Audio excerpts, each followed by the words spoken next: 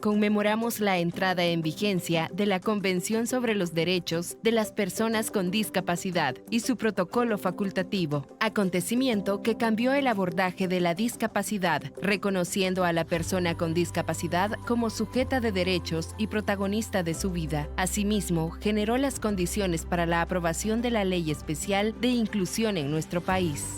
Como Asociación de Padres, Madres y Familiares de Niños, Niñas con Discapacidad de El Salvador, exigimos al señor Presidente de la República la pronta implementación de la Ley Especial de Inclusión y la creación de su respectivo reglamento.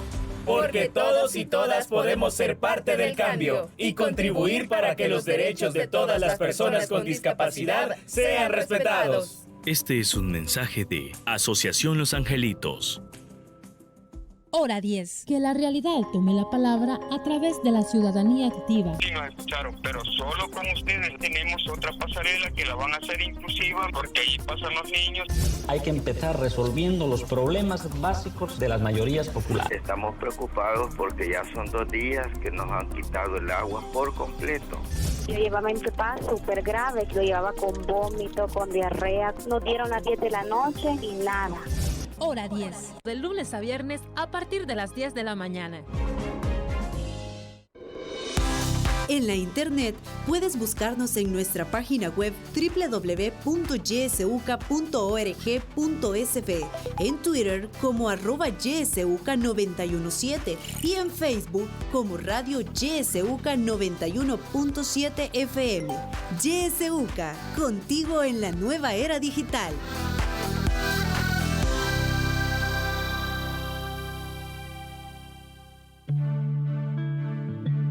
Radio YSUCA te acompaña en todo momento. Sintonizas La Voz con Vos. YSUCA, siempre con vos. 91.7 La Voz con vos.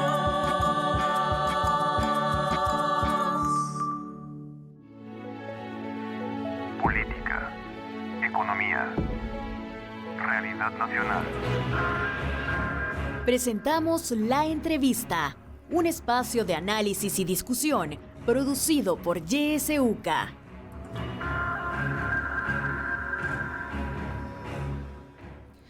Muy buenos días a todos y todas. Son las 7 de la mañana con 5 minutos. Gracias por estar en sintonía del espacio de YSUCA. El tema de este día, transparencia en proyectos de obra pública. Para abordar este tema se encuentra con nosotros Wilson Sandoval, él es coordinador de ALACFUNDE. Le damos la bienvenida. Muy buenos días, Wilson. Buenos días, Kenia. Un gusto estar por acá. Un saludo a todos, todas. Muchísimas gracias. También nos acompaña vía telefónica Eduardo Escobar, director ejecutivo de Acción Ciudadana. Muy buenos días, Eduardo. Buenos días, gracias por la invitación, siempre un gusto. Muchísimas gracias a los dos por estar con nosotros y abordar este tema de la transparencia en proyectos de obra pública. Y este tema es importante porque, bueno, en reiteradas ocasiones sabemos que los gobiernos dan a conocer varios proyectos. En esta ocasión nos vamos a referir a algunos proyectos que ya se han anunciado, como el Aeropuerto del Pacífico, el Tren del Pacífico, y también se ha anunciado que va a haber construcción de centros penales. Todos estos proyectos pues conllevan sabemos diferentes etapas desde que se adjudica, ¿verdad?, este proyecto, pasando por ese proceso de licitación, ya la ejecución de la obra y también la concesión. Y en todos esos procesos es importante que los salvadoreños, que la ciudadanía conozcamos qué es lo que ha pasado en todos esos procesos. Comencemos con eso, Wilson. ¿Cuáles podrían ser los peligros que pueden advertirse en estos procesos de proyectos de obra pública cuando pues no hay suficiente transparencia y los ciudadanos no podemos enterarnos de todas estas etapas? Claro, creo que mi respuesta la voy a dar de una perspectiva general y creo que Eduardo puede profundizar en cuestiones bien puntuales de cada uno de los proyectos. Una de las cuestiones que más preocupa alrededor de iniciativas como el Tren del Pacífico, el Aeropuerto del Pacífico, la construcción de nuevos centros penitenciarios o penales, ¿no?, como comúnmente se les llama, el tema también de obras municipales alrededor de la Dirección de Obras Municipales, la DOM, tiene algo bien particular y es que ha desplazado por completo lo que es la Ley de Adquisiciones y Contrataciones con la Administración Pública, la LACAP. Una ley que al final y cuentas lo que termina de o lo que busca impulsar es que existan mínimos para que el momento que se ejecuten estos proyectos existan elementos como competencia, cierto grado de transparencia, beneficios también directos a algunas empresas locales sobre otras internacionales, pero en lo que me quiero detener especialmente en el tema de la LACAP. Al desplazarla genera un problema, y es que cómo garantizamos de que estos proyectos hayan sido ejecutados de manera que pueda existir el mínimo de elementos de corrupción. Y es que alguien podría decir, pero la LACAP al final estuvo hace 10 años y también hubo corrupción. Claro, no negamos que al final hay cuestiones que mejorar, pero al menos da estándares, pone cierta barra para la administración, en este caso, o para el Estado, de manera de que por lo menos nos aseguremos de que entonces haya competencia. Entonces, ¿qué es lo que sucede al desplazar a la LACAP? Deja, especialmente que Eduardo va a poder profundizarlo, en la Unidad Nacional de Adquisiciones, la potestad finalmente de poder definir cuáles van a ser los criterios con los cuales se va a contratar, por ejemplo, una empresa dentro de estos proyectos. Y eso representa un problema porque ya hay una ley, se está desplazando, y la pregunta es ¿por qué desplazamos una ley que al final viene precisamente a tratar de fortalecer y a combatir el tema de la corrupción, ¿no? Entonces surge esa pregunta. Obviamente yo no tengo la respuesta porque la Asamblea Legislativa ha tomado a esto, pero esa es la tendencia, ese es el patrón, a desplazar a la Cámara en cada uno de estos proyectos. Y ya para devolver la palabra, no es que los proyectos estén malos, no es que estemos en contra de los proyectos de la sociedad civil. Lo que estamos promoviendo, lo que estamos señalando, por así decirlo, es que hay oportunidades de mejora. Y una oportunidad de mejora es que se utilice la LACAP para garantizar estos elementos como los mencionó, transparencia, competencia, entre otros. Sí, sí, como decía usted, Wilson, se está desplazando a la LACAP y para cada proyecto se ha creado una normativa, ¿verdad? Diferente. Eduardo, amplíanos esta información. ¿Qué se estaría buscando con crear una normativa distinta para cada proyecto cuando ya tenemos una ley de adquisición? ¿Qué se estaría buscando? Bueno, en primer lugar, lo que podemos señalar es que se busca discrecionalidad a la hora de decidir a quién se le asigna un proyecto. Es decir, que el gobierno pueda, según sus intereses, según su voluntad, escoger a qué empresa constructora se le va a dar el proyecto. Recordemos que son proyectos millonarios. Y eso de darlo de forma discrecional al antojo del gobierno puede significar, ya como lo mencionaba Wilson, en primer lugar, que se escojan a constructoras, a empresas que no sean nacionales. Ese es un punto. Lo segundo es que como tenemos suficiente evidencia en la región, esto pueda venir de algún pacto que signifique corrupción entre los gobiernos y las empresas. Ya tenemos, por ejemplo, el caso Odebrecht, donde se han dado financiamiento, campañas electorales a cambio de obra pública. Entonces, esos son, digamos, como los puntos de preocupación, que haya discrecionalidad y que esto, como decimos, afecte los intereses nacionales, porque al final de lo que se trata es de que el gobierno para estas horas contrate a las empresas mejor calificadas y que le ofrezcan en el desarrollo del proyecto el mayor beneficio para el país. Eso es lo que se debe de observar, y eso es lo que trata la LACAP. Por ejemplo, que haya transparencia, que las obras o servicios que se le prestan al Estado sean los más convenientes tanto en calidad como en precio. Entonces, al quitar esta regulación y dejar a discreción del gobierno, se somete a ese tipo de riesgos estas obras públicas. Sí. Bueno, importante ese punto, y usted también lo mencionaba, Wilson, esto puede abrir las puertas a la corrupción, y ya sabemos que anteriormente también ha habido casos de corrupción. Pero a ver, en estos proyectos que se han anunciado, ¿cuál debería ser, Wilson, como la información mínima que deberíamos tener los salvadoreños? No se sabe mucho sobre estos proyectos. ¿Qué es lo que se sabe hasta ahora? Bueno, yo creo que más allá de lo que se ha hecho público en redes sociales por parte de algunos funcionarios, tanto del Ejecutivo como de la Asamblea Legislativa, y lo que han logrado de alguna otra forma, voy a ocupar esta palabra, rascar los medios de comunicación apenas, no hay mucha información. Y en esa parte también Acción Ciudadana hizo un análisis bastante importante que me imagino Dardo va a mencionar después, pero pareciera que son proyectos que al final, en cuanto a los criterios de transparencia y de poder socializarlos, tienen una enorme debilidad, ¿verdad? O sus puntajes son muy bajos en este tema. Desde la perspectiva tal vez de la Ley de Acceso a la Información Pública, sí hay algunos mínimos que los proyectos deben cumplir, especialmente una vez vayan avanzando en ciertas etapas. Normalmente cuando un proyecto ya ha sido licitado, por ejemplo, y está en firme la licitación, toda la carpeta de esa licitación debe ser una carpeta pública que debe estar expuesta a la ciudadanía, a los medios de comunicación, etcétera. De hecho, el criterio número 3 del Instituto de Acceso a la Información Pública y también otros criterios o antecedentes así lo establecen. Lamentablemente, este tipo de criterios, no solo en nuestros proyectos tal vez, sino que en muchos otros proyectos hemos identificado que ya no se están cumpliendo. Es decir, ya no se dan, por ejemplo, a conocer las carpetas técnicas.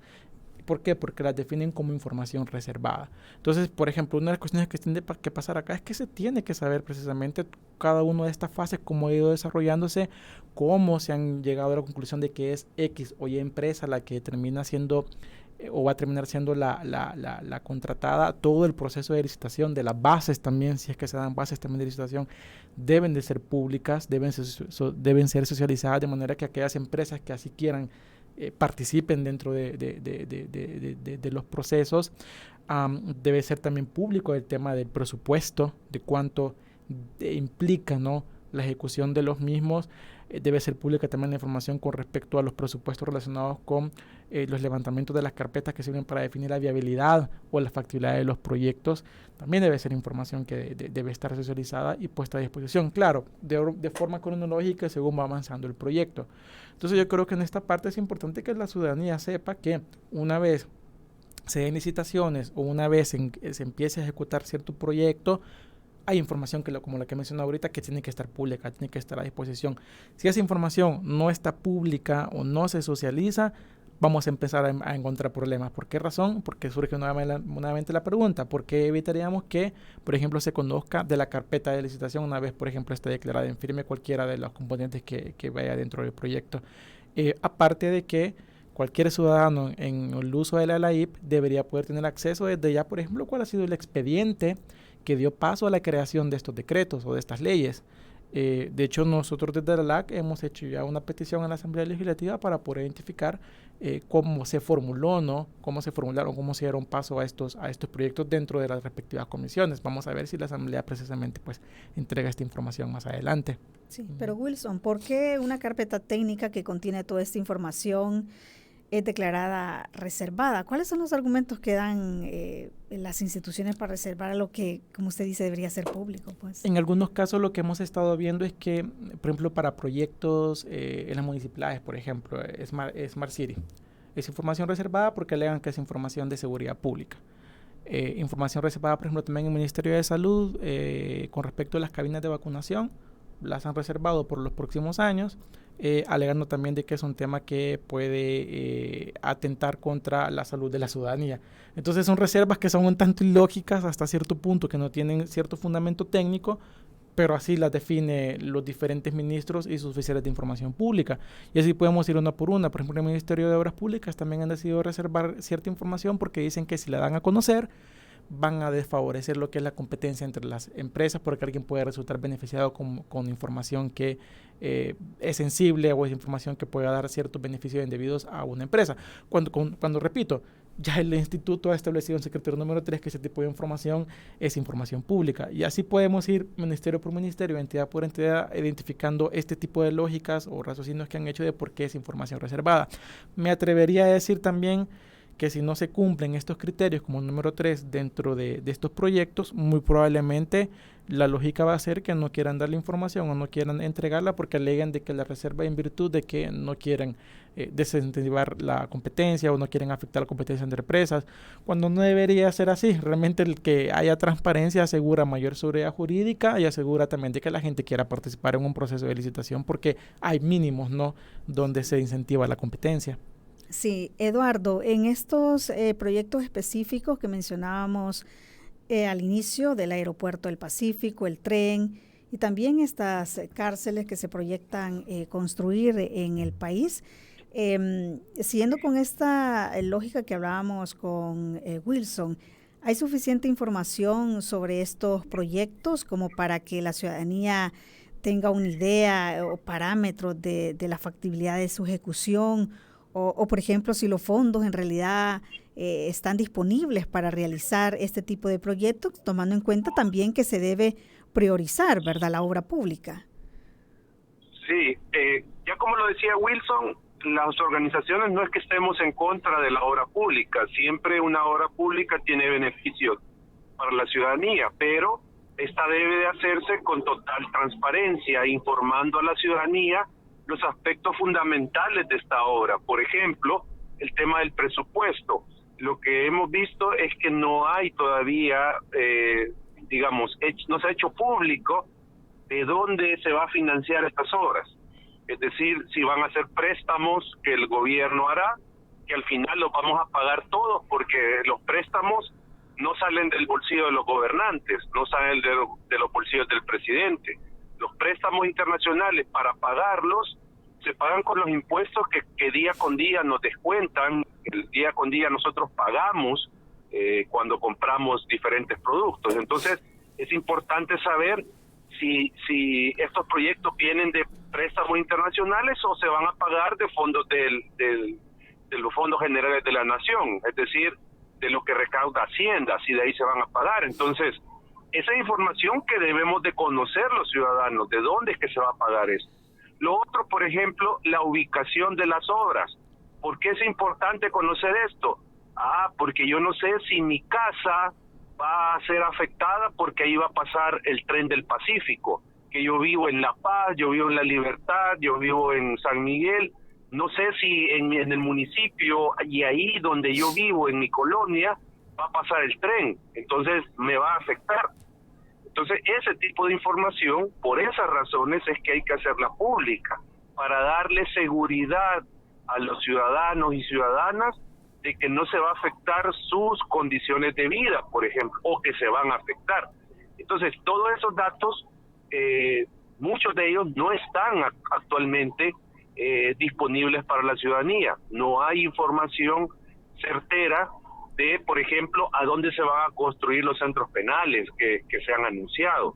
No hay información certera de a dónde exactamente pasará la vía del tren del Pacífico. Entonces, aquí el punto con este monitoreo que hicimos, lo que buscamos es generar en la ciudadanía el interés por exigirle a sus gobernantes, por exigirle a la Asamblea Legislativa que revele esta información, porque al final de cuentas pueden salir afectadas muchas comunidades con la construcción de estos proyectos de obra pública.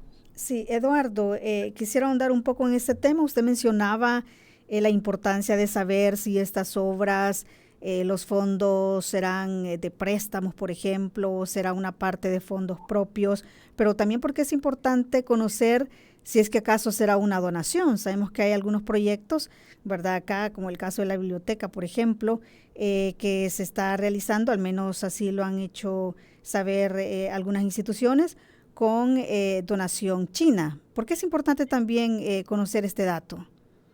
Bueno, si en caso fuera una donación no reembolsable, pues obviamente el interés en primer lugar es que se administren bien esos fondos, que no se desvíen para financiar campañas electorales, para llenarle los bolsillos a un funcionario. Digamos, eso es como lo primero. Pero también hay que conocer el origen de los fondos, porque ¿y qué tal que se está financiando con donaciones de un país extranjero la construcción de las obras, que tienen un interés de tener incidencia en El Salvador, digamos, incidencia política, por ejemplo, o tienen intereses geopolíticos, estas potencias extranjeras, teniendo inversiones en el país. Entonces, digamos, eso también hay que ponerle atención, que al no revelar esta información o reservarla, también se da un margen para cubrir este tipo de hechos que pueden afectar al final la soberanía del país. O sea, que El Salvador reciba fondos de otros gobiernos para construir eso, se tiene que conocer las condiciones en las que se dan estos fondos y qué implicaciones puedan tener para el país.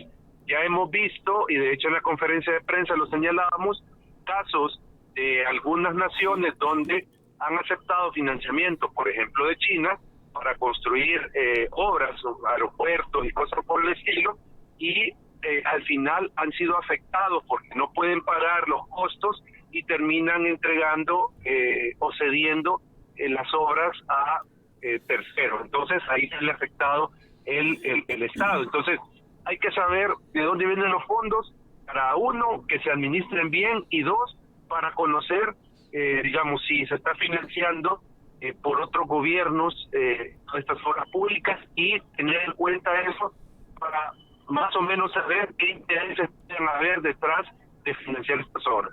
Sí, muy bien, nos queda claro más ese punto.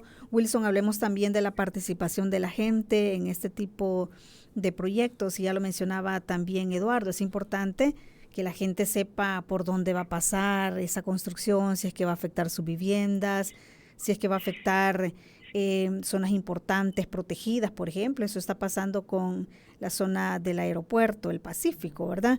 Que va a tocar una zona que ya está protegida. Pero qué tan importante es hablar con la gente, conocer sus puntos de vista también, porque pues la gente necesita también dar su opinión en qué manera le va a afectar y cómo también el Estado va a responder a estas afectaciones de la gente, ¿verdad?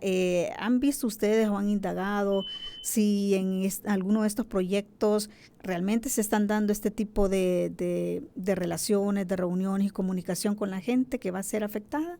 A la fecha que ni a nosotros no hemos obtenido evidencia de que haya existido algún plan o se haya ejecutado alguna acción de diálogo, de socialización incluso con los proyectos frente a comunidades, municipios o zonas que pueden ser afectadas, ¿verdad?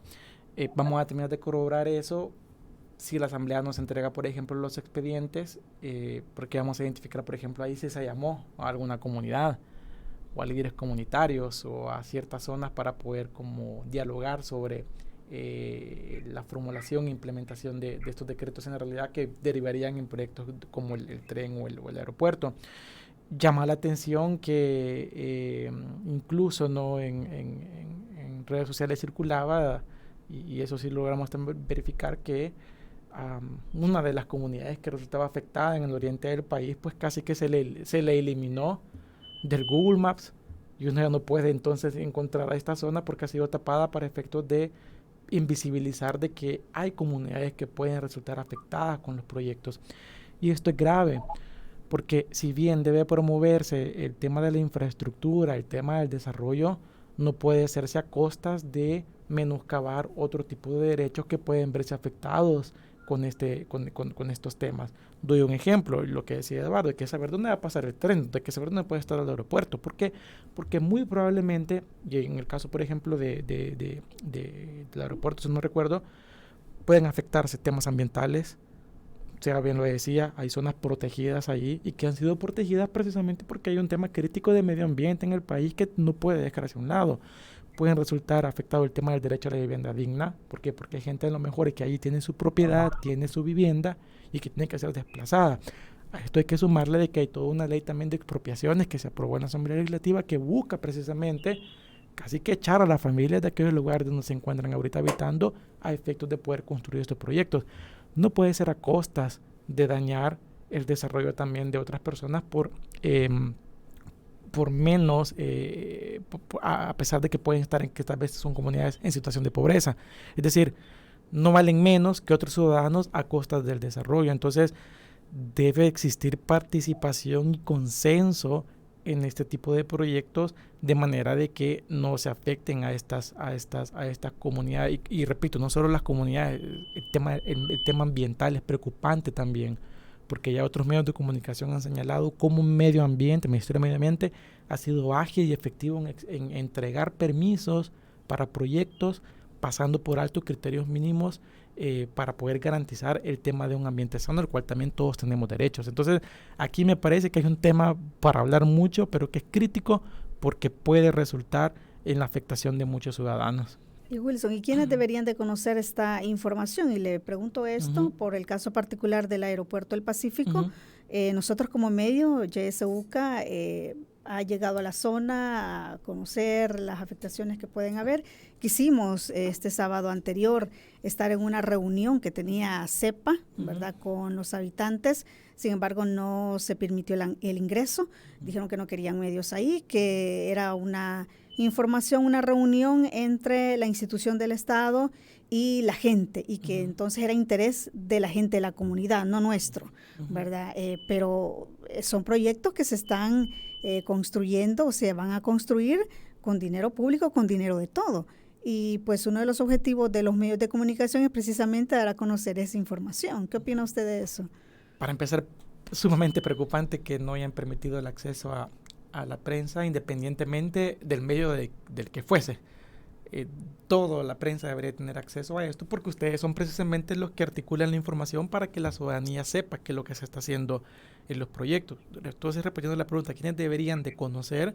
Que debería conocerlo todo El Salvador, porque, como Eduardo decía, se ejecuta a través de fondos públicos, es decir, no sale de las arcas de alguna de las empresas de algún funcionario público, no sale de las arcas de algo que esté donando algún funcionario público. Son millones de millones que vamos a pagarlos aquí todos en conjunto. No lo va a pagar uno menos que el otro. Y alguien podría decir, pero es que yo, por ejemplo, yo no tengo una empresa formal, entonces yo no pago renta. No, pero es que todos pagamos IVA. Si es que uno va y compra una coca en la tiendita y pago IVA. Todos pagamos IVA acá en lo que hacemos. Entonces, ese dinero que se va a utilizar para eso viene de nuestro bolsillo. Entonces, bajo esa lógica, bajo ese principio, debe ser información completamente pública todo lo que se desarrolle. Claro, con mayor énfasis y con mayor, creo yo, tono de sensibilidad hacia las comunidades que van a resultar afectadas. Me preocupa que no se haya dado el acceso también a la prensa, porque ¿qué se oculta? ¿Qué se busca ocultar al final para que el resto no sepamos qué es lo que está pasando allí? Lamentablemente, algunos proyectos que hemos visto, por ejemplo, como el tema de la construcción del hospital del Chihuapet, hemos verificado, y creo que aquí también el Educa constató este tema, donde los líderes comunitarios de comunidades aledañas al Tanque, el Trébol y a la Cuchilla no estaban de acuerdo en el tema de la construcción del Chihuapet. ¿Por qué? Porque han esperado por décadas que se les regularice sus propiedades, y viene y se monta un proyecto de infraestructura con permisos ambientales expresos, pareciera con permisos también de obras públicas expresos, y se deja a las comunidades otra vez en una respuesta al tema de vivienda. Lo mismo me preocupa que pueda pasar con estos proyectos.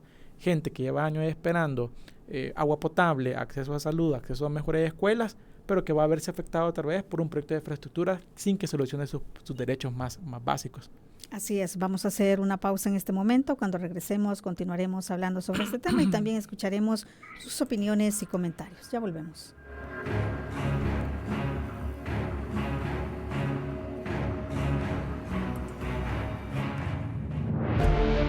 Sintoniza Radio YSUCA en el 91.7 del FM. La voz con vos.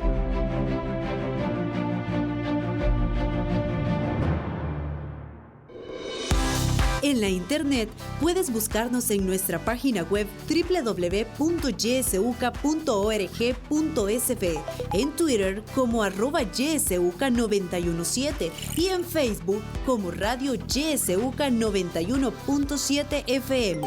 YSUCA, contigo en la nueva era digital.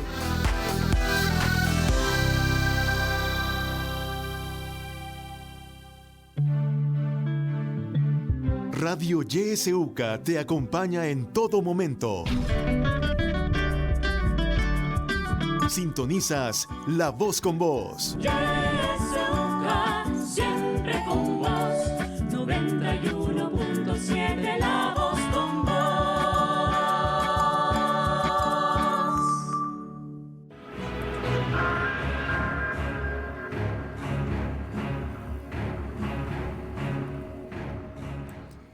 7 de la mañana con 32 minutos. Gracias por continuar en sintonía de YSUCA. Estamos hablando sobre transparencia en proyectos de obra pública.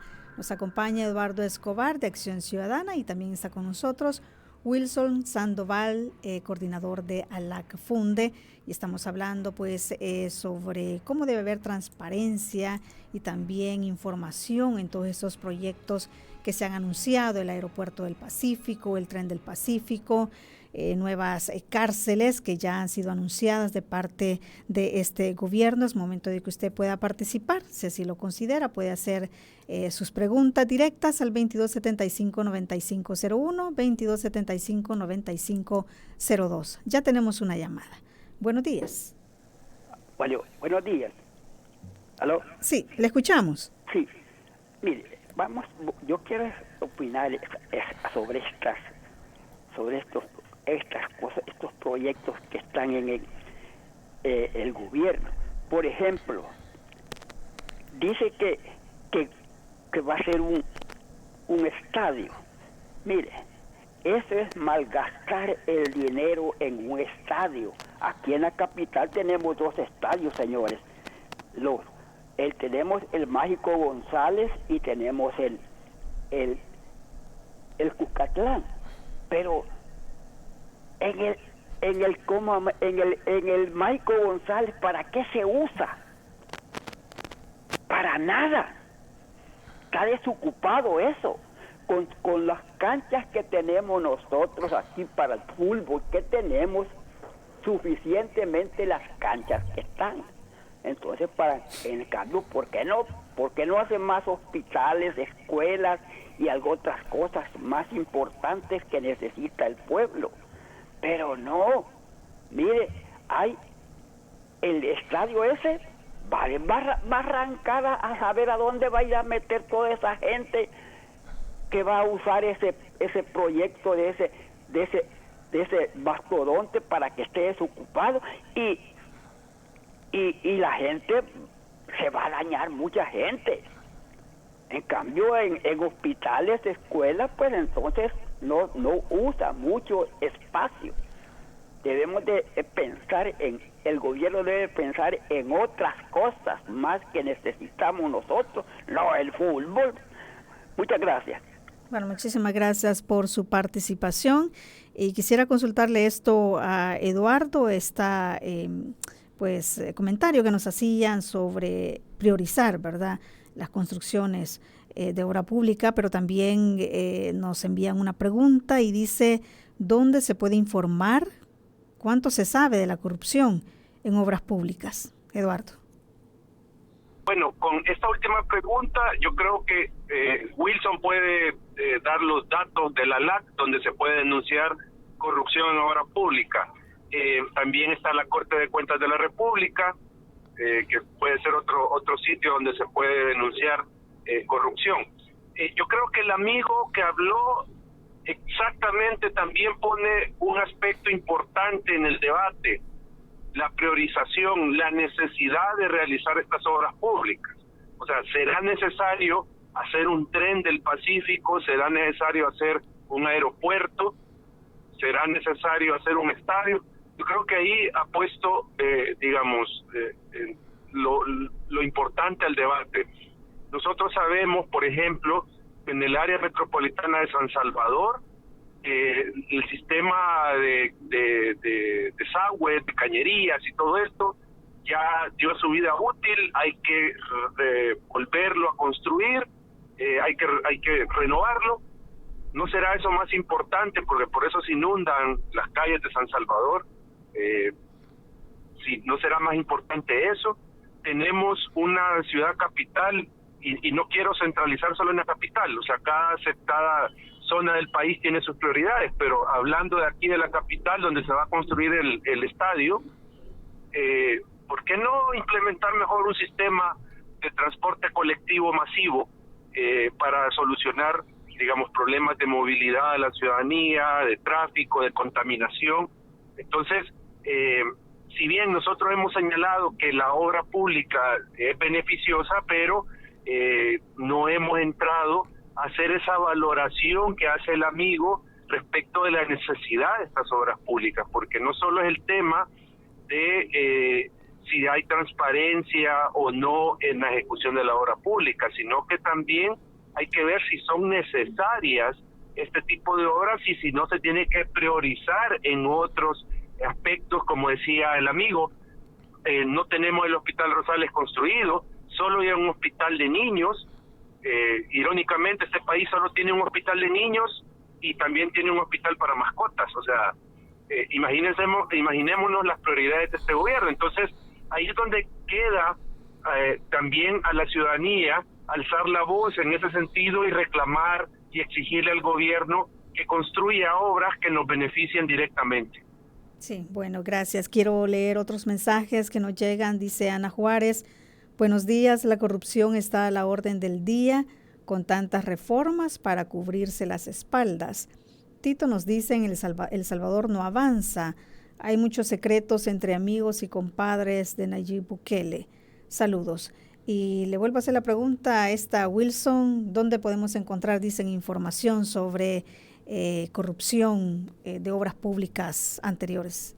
Claro, yo creo que una de las, voy a dar algunas fuentes, no, una de las primeras creo que son en principio los medios de comunicación. Uno se mete a Google y prácticamente casi todos los días los medios están sacando un caso, un reportaje asociado al tema de corrupción, ¿no? También en los sitios web de la Corte de Cuentas de la República, del Tribunal de Ética Gubernamental, hay algunos repositorios, ¿no?, que tienen algunas resoluciones relacionadas con el tema de corrupción también, que son de libre exposición. Actualmente la página de la LAC se encuentra en construcción y hemos cambiado el dominio también, entonces por eso ahorita la gente no puede ingresar.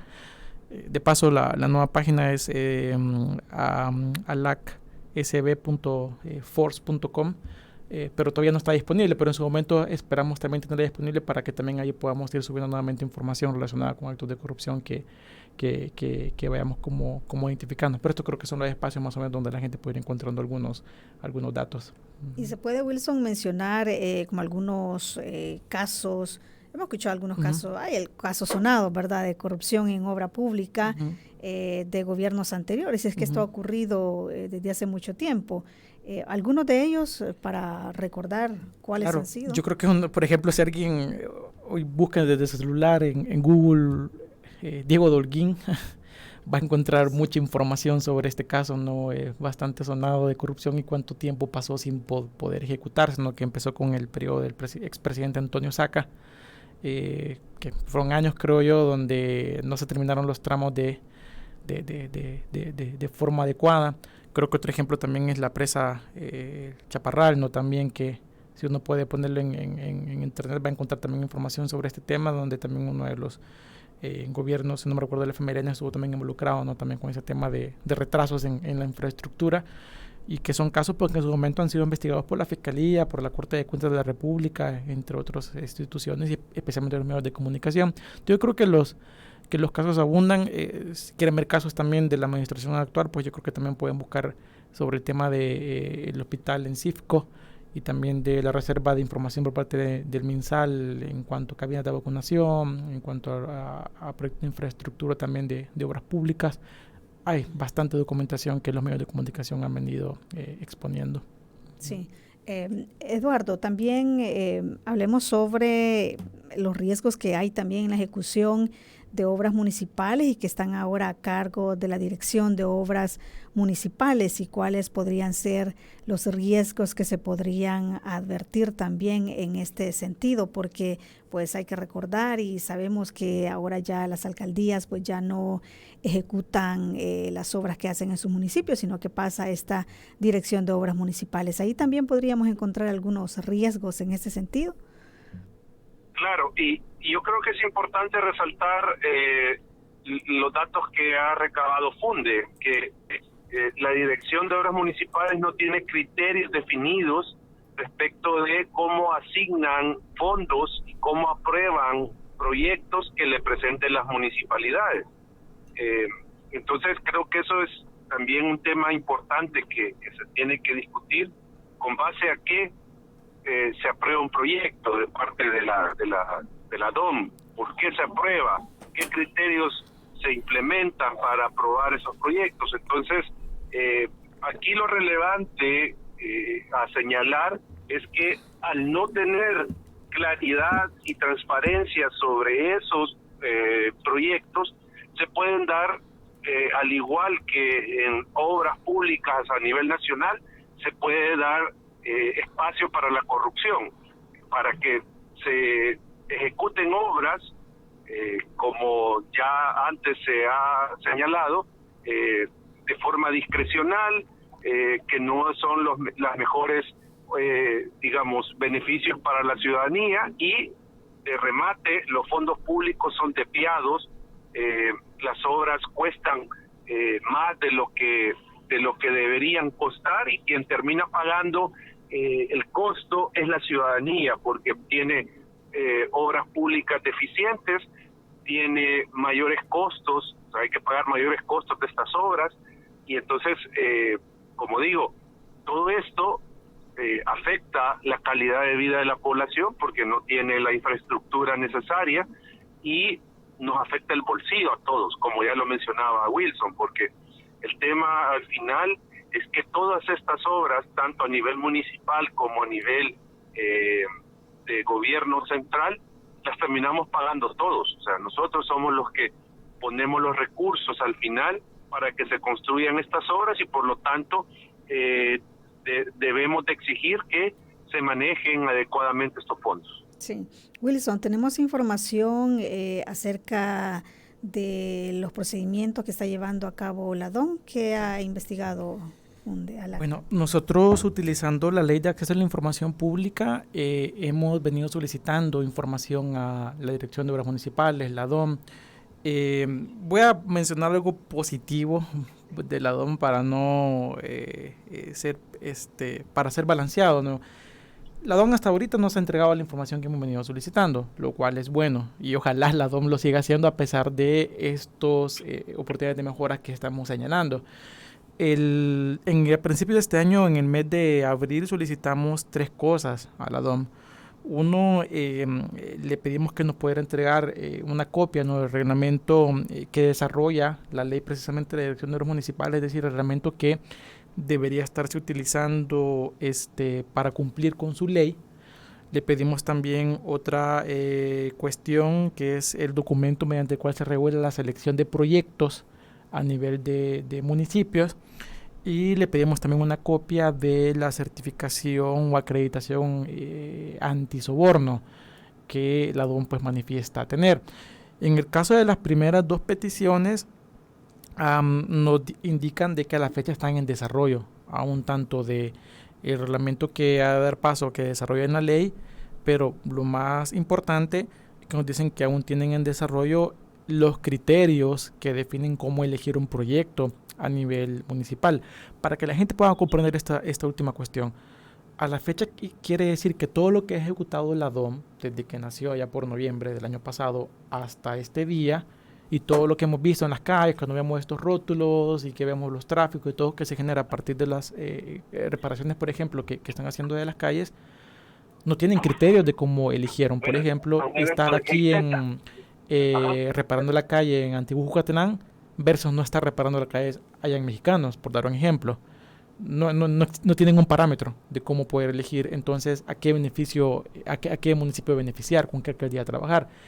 Y esto es preocupante porque si no tienen criterios, la pregunta es ¿cómo han hecho entonces para elegir Antiguo Jucatelán antes que cualquier otro municipio en situación de pobreza del país? Y esto es preocupante porque al final deberían haber criterios claros del por qué elegir uno o no otro municipio, porque sabemos que los fondos no son infinitos, que hay ciertos límites, pero que la prioridad debería ser aquellos municipios que se encuentran en una situación muy vulnerable.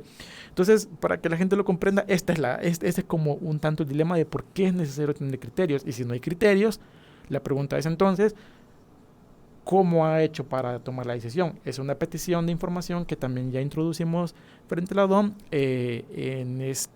a finales del mes de abril, principios de este mes de mayo, que esperamos también nos puedan dar respuesta de qué es lo que han cómo han elegido hasta la fecha. Una cuestión importante, la DOM tiene asignado alrededor de $330 millones en presupuestos. y más o menos casi 230, 228, si no me recuerdo, van dirigidos precisamente al tema de proyectos en municipios. Entonces, estamos hablando de millones de dólares.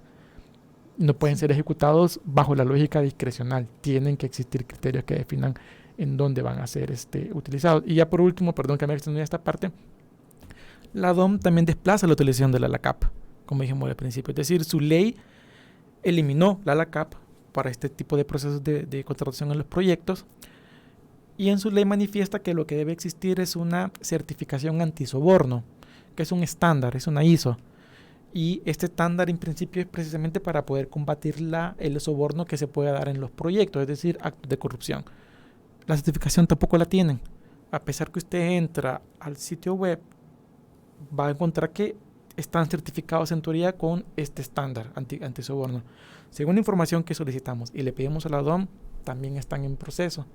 Eso significa que, surge la pregunta, entonces, ¿qué herramientas tienen para combatir la corrupción dentro de la DOM a la fecha si no hay la CAP, si no hay certificación antisoborno, si su portal de información pública está desactualizado, porque a la fecha también identificamos que no lo tienen actualizado o completo? Entonces, hay una crítica acá que la gente tiene que estar atenta y exigir de que la DOM entonces empiece a generar herramientas para combatir corrupción, pero también tenga criterio para elección de los proyectos. Sí, eso es muy importante tomarlo en cuenta, y bueno, la gente de los municipios también debe estar enterada de cómo es que se ha adjudicado, ¿verdad? Un proyecto, por muy sencillo que sea, claro, pero debemos de conocer estos procedimientos. O del por qué no he sido beneficiado. Por qué no, exactamente. Y otro municipio sí. Sí, sí, es importante conocer todo eso. También en torno pues a la DON, y antes también de que se creara, también conocimos cómo hubo la aprobación de otras leyes, ¿verdad? Por ejemplo, esta ley que se le ha dado a conocer, ley de expropiación, pero tiene un nombre bastante amplio, ¿verdad? Estas leyes, entonces, que se han creado, así como esta, y ya también la creación de la DOM, podría decirse, Eduardo, si está siguiendo por acá esta transmisión, si es que estas leyes que se aprobaron anteriormente también han permitido, es decir, han ido abriendo camino para estas obras que luego se anunciaron posteriormente, ¿verdad? El tren, el aeropuerto y también la construcción de estas cárceles. ¿Será que si estas creaciones de leyes se pensaron precisamente para eso? Sí, lo que se ha visto es, digamos, una estrategia del gobierno de ir poniendo como en un tablero de ajedrez cada una de las piezas. ¿A efectos de qué? De que no tenga posteriormente ningún tipo de obstáculo la ejecución de estas obras que va a realizar el gobierno. Y como decimos, no es que estemos en contra de las obras, sino que hay que tener en cuenta que toda obra pública debe de tener, digamos, o cumplir ciertas cosas, ser transparente, ser necesaria, respetar los derechos de la población, también respetar el medio ambiente. Entonces, muchas de estas obras, como ya se ha mencionado, no van a respetar ninguno de estos aspectos. O sea, van a afectar derechos de la ciudadanía, van a afectar medio ambiente, no, hasta el momento no son transparentes. Entonces, lo que está haciendo el gobierno precisamente es establecer leyes, un marco jurídico que habilite realizar las obras sin ningún tipo de control y poniendo en desventaja a la ciudadanía, porque por ejemplo, en estas leyes que se acaban de aprobar para la construcción del aeropuerto y del Tren del Pacífico, nosotros lo que hemos visto es que se establecen procesos de expropiación expeditos donde los afectados casi que no van a tener ninguna posibilidad de frenar la afectación que va a recibir al quitarle su propiedad, ¿verdad? Expropiársela.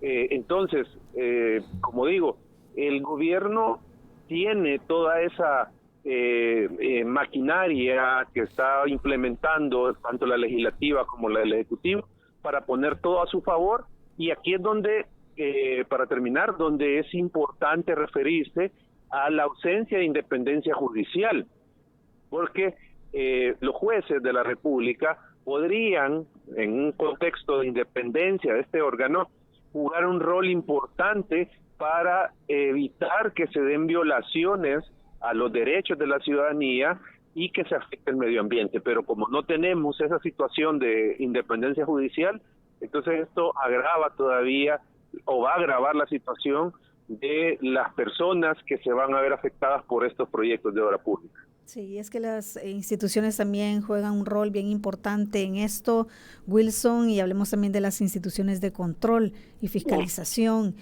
como la Corte de Cuentas, que tendría acá un rol relevante, ¿verdad?, en auditar estos fondos destinados a estos proyectos.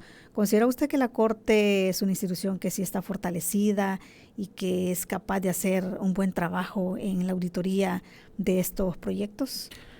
Yo creo que sí es capaz de hacerlo. Es decir, creo que tiene la técnica suficiente como para poder hacer las respectivas auditorías y ejercer su rol de Contraloría.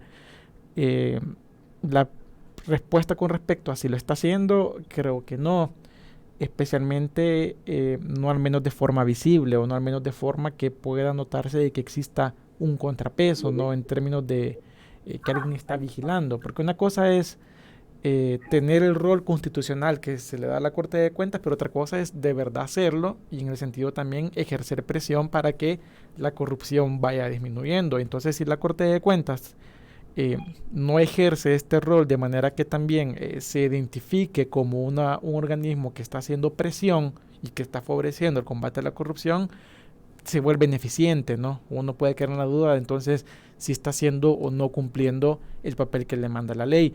La Corte ha guardado bastante silencio en cuanto al tema de los proyectos que están ejecutando, especialmente a nivel del órgano ejecutivo. Y ese silencio pues se vuelve un problema porque entonces ¿qué garantía puede existir de que la Corte está haciendo el trabajo que le corresponde? Y al contrario, pareciera entonces que todas las instituciones acá que manejan fondos públicos están pues a sus completas anchas o no sienten la presión alguna de algún organismo. A esto hay que sumarle que pareciera que la articulación entre la Corte de Cuentas, la Fiscalía u otros entes también pareciera que es mínima, ¿no? Y yo al menos no recuerdo cuándo fue la última vez que, por ejemplo, la Corte de Cuentas a través de sus magistrados se pronunció sobre algún tema de investigación o alguna auditoría, ¿verdad?, que se estuviese haciendo, especialmente con énfasis en el órgano ejecutivo. Y eso pues es realmente preocupante porque si a alguien acá en especial le compete poder verificar cómo se están utilizando esos fondos, es a la Corte de Cuentas. A eso hay que sumarle que surge la Secretaría de Auditoría que viene desde CAPRES y que esa Secretaría de Auditoría casi está usurpando las funciones de la Corte de Cuentas. Uno también podría tender a pensar, y esta Secretaría de Auditoría, toda esa información es reservada. Entonces uno podría tender a pensar también que casi que la han desplazado, ¿no?, por completo de la Corte de Cuentas. Y es entendible desde la perspectiva humana que me imagino los magistrados han de pensar, porque si se meten más allá de lo que están haciendo ahorita, los van a destituir como destituyeron en la Sala Constitucional. Pero aquí también y hago el llamado, ¿no? Al final la Corte de Cuentas, los magistrados se deben a la Constitución, a las leyes. Y sería entonces lo mejor que cumplan con lo que les corresponde con la ley y precisamente ser un ente que empieza a generar entonces documentación y evidencia de lo que está pasando a nivel de las auditorías. De lo contrario, pues prácticamente pareciera que están esperando que termine su periodo sin mayor pena ni gloria, ¿no? Y lo que buscamos es que se active esta institución.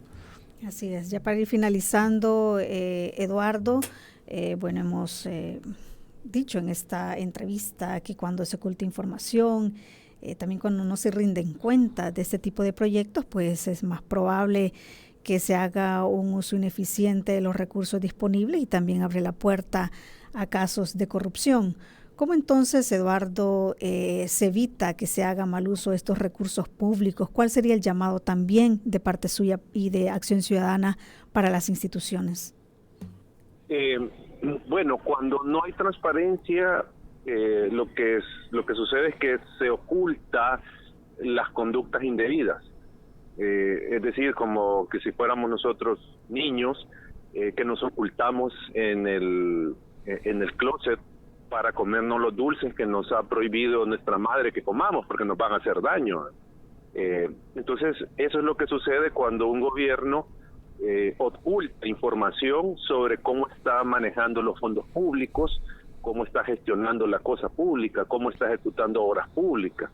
Entonces, acá el llamado, y creemos que todavía estamos a tiempo, al actual gobierno y a la Asamblea Legislativa a que modifiquen estos criterios que están aplicando o que van a aplicar para estas obras públicas, en el sentido de hacer transparente todos los procesos que se van a desarrollar, ya sea de cómo van a adjudicar los proyectos, quién los va a ejecutar, cuánto se va a gastar, etcétera, etcétera. O sea, todavía están a tiempo de revelar esta información para beneficio de la gente, para beneficio del país, porque no queremos estar en 10 años señalando la corrupción de estas obras públicas. Entonces, ese es tal vez el llamado para estos gobiernos. Sí, bueno, como dice Eduardo, siempre estamos a tiempo de ser transparentes. Gracias, Wilson, por haber estado con nosotros. Un gusto. Gracias, Eduardo, por habernos acompañado y haber abordado este tema.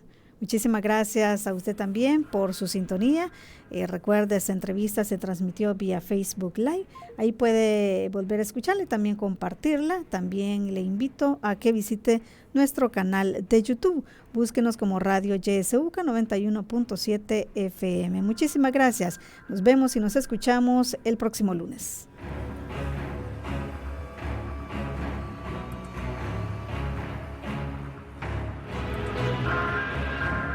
Esta fue La Entrevista. Te invitamos a que no te pierdas nuestra próxima emisión.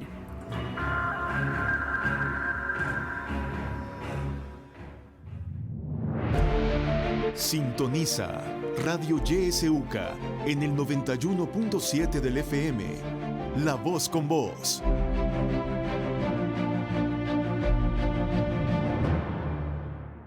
En mayo, las personas con discapacidad conmemoramos la entrada en vigencia de la Convención sobre los Derechos de las Personas con Discapacidad y su protocolo facultativo, acontecimiento que cambió el abordaje de la discapacidad, reconociendo a la persona con discapacidad como sujeta de derechos y protagonista de su vida. Asimismo, generó las condiciones para la aprobación de la Ley Especial de Inclusión en nuestro país. Como Asociación de Padres, Madres y Familiares de Niños, Niñas con Discapacidad de El Salvador, exigimos al señor Presidente de la República la pronta implementación de la Ley Especial de Inclusión y la creación de su respectivo reglamento. Porque todos y todas podemos ser parte del cambio y contribuir para que los derechos de todas las personas con discapacidad sean respetados. Este es un mensaje de Asociación Los Angelitos. Hora 10. Que la realidad tome la palabra a través de la ciudadanía activa. Sí, nos escucharon, pero solo con ustedes. Tenemos otra pasarela que la van a hacer inclusiva porque ahí pasan los niños. Hay que empezar resolviendo los problemas básicos de las mayorías populares. Estamos preocupados porque ya son 2 días que nos han quitado el agua por completo. Yo llevaba en paz súper grave, lo llevaba con vómito, con diarrea. Nos dieron a 10 de la noche y nada. Hora 10. De lunes a viernes a partir de las 10 de la mañana.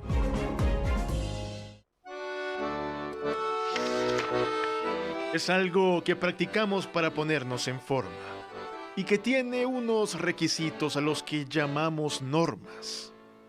Puede ser un balón, una bici o con raquetas. O puede verse en el televisor tomándose alguna bebida. Siempre estuvo de moda para todos los valientes que prefieren practicarlo y no dormirse en los laureles. No te pierdas todos los lunes, miércoles y viernes tu programa 91.7 Deportes. Todas las noticias deportivas en un solo lugar. 91.7 Deportes, 11:30 de la mañana por Radio YSUCA.